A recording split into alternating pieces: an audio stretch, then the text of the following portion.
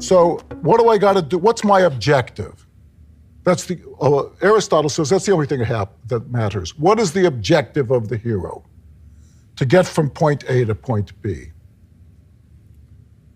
The scenes are the incidents, and each incident builds up into a 3-act structure. Okay, so the first act structure is get there. The first act structure is here's where my ideas run out. This is act 1, right? I get all of these great ideas, they get me to here, and now the ideas run out. The second act is, wait a second, as we spoke about it, I believe earlier, I can't remember that I'm supposed to drain the swamp when I'm up to my tush and alligators. What happens is, think about it, I steal a car. I say, I can't help it, it's not Martin Luther King Day, it's my great aunt is dying, and she's gonna leave $10 million to the first person who gets to LA. I gotta get to LA. I've rented the car here, the car breaks down over here, I have to steal a car. I leave the guy a note saying, I'm the guy that stole your car, blah, blah, blah, and I get arrested by the cops. Now I get thrown in jail. Okay, so now my problem, it's still all part of getting to LA, but it's a different understanding of the problem. And so the great Hughie Ledbetter, is known as Leadbelly, was one of our great American poets, a singer and a songwriter, and he said, here's how you write a blues. He said, it's all about a knife. He said, you've got this knife and you're using it to cut bread because you need to go to work. Why do you need to go to work? You need your strength because tonight you're going to be partying with your girlfriend. So you need your strength for work so that you're going to be partying with your girlfriend tonight. So you use the knife, you cut the bread, verse 1. Verse 2, or act 2, you come home from work, you take a shower, take a bath, using a knife to shave with so you can be pretty with your girlfriend. You get to your girlfriend's house, she's in bed with another guy, you use the knife to cut her lying heart out. Hughie Ledbetter is a genius understanding of drama. The 3-act structures, it's the same knife, but the knife has a completely different weight in each of the 3 acts. So here, my objective to travel gets thwarted. Here, I'm thrown in jail.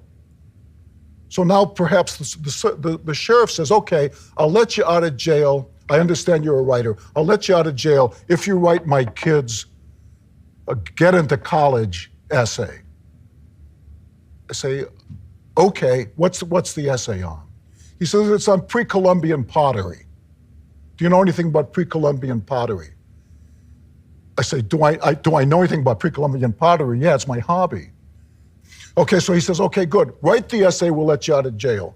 So now I got to write an essay on pre-Columbian pottery. I don't know anything about pre-Columbian pottery. How can I find out about pre-Columbian pottery in order to get out of jail? Well, I have to go to the library.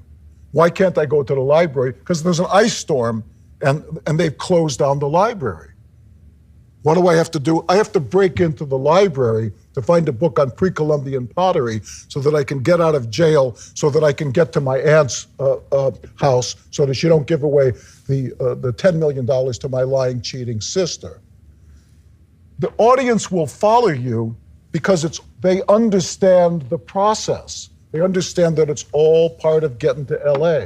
These aren't random incidents. Most road trip movies are random incidents about people who find out things about themselves and about each other, right? It's an easy movie to make, and it's not a hard movie to watch, but big deal. Because if you can take one incident and put it here and the other incident and put it there, if the structure is not absolutely linked, the audience won't follow it.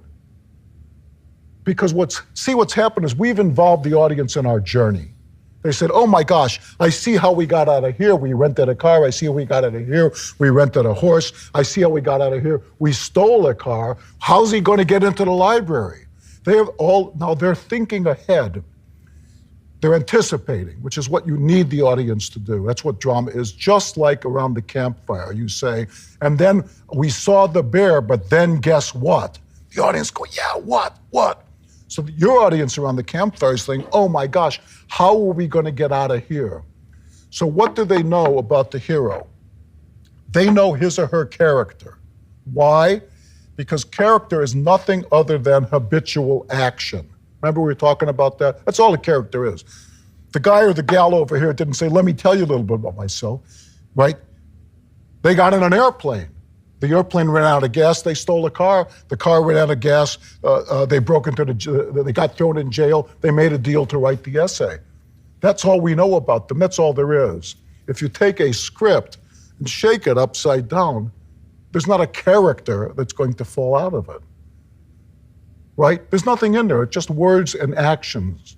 The words that the guy, the woman says, and the actions that they do. Okay, so now we got to drain the, we're up to our ass in alligators. We forget we got to drain the swamp. We got to find out about pre-Columbian pottery. Okay, so we're finding out pre-Columbian pottery in Act 2, and Act 2 ends with a revelation of some sort. For example, when we start getting into the library, we start going into pre-Columbian pottery. We're studying pre-Columbian pottery. We're looking through a book, and it mentions something about my aunt. Mentioned something about she was going to leave all of her money to the Society for the Prevention of something or other, right? That's who she's going to leave her money to if I don't get there. So I find out something here in Act 2 about these guys, these swine from the prevention of blah, blah, blah. And I find out that something that informs the end of the journey, I find out, wait a second, they aren't going to hold this will in LA at all. I looked through the minutes of this meeting and I looked them up in those computers, and I found out the Society for the Prevention of blah, blah, they don't even meet in LA anymore. I've been given wrong information. Where do they meet? Well, they meet up, obviously, they meet here in Seattle. So now I have this whole plan which I've worked out to get me to LA, but I learned something in Act 2, seemingly by accident, which says it's not LA at all. Aha, I have to get myself up to Seattle. So the journey is the same. The point of the journey is the same, to get the money. We find out at the end of Act 2, the money ain't even in LA. Right? The money's up in Seattle. So it's the three uses of the knife. Act 1, cut the bread. It's a rational journey. I'm going to LA. What could happen to me? I cut the bread to make myself a sandwich so I can have a strength to do my work. Act 2, I'm stuck. I'm using it's the same knife here. I'm using it to shave, but here I'm stuck. I have to use my tool, my intellect, in order to write the pre-Columbian pottery thing, in order to get out of jail, in order to get to LA.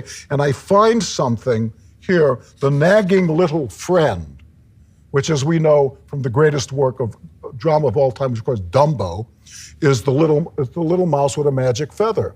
And the little mouse with a magic feather, in this case it's a librarian, we'll call her Beth, is pointing out to us, wait a second, pre-Columbian pottery, blah, blah, blah, the Society for the Prevention of blah, blah, blah, aren't they the ones who?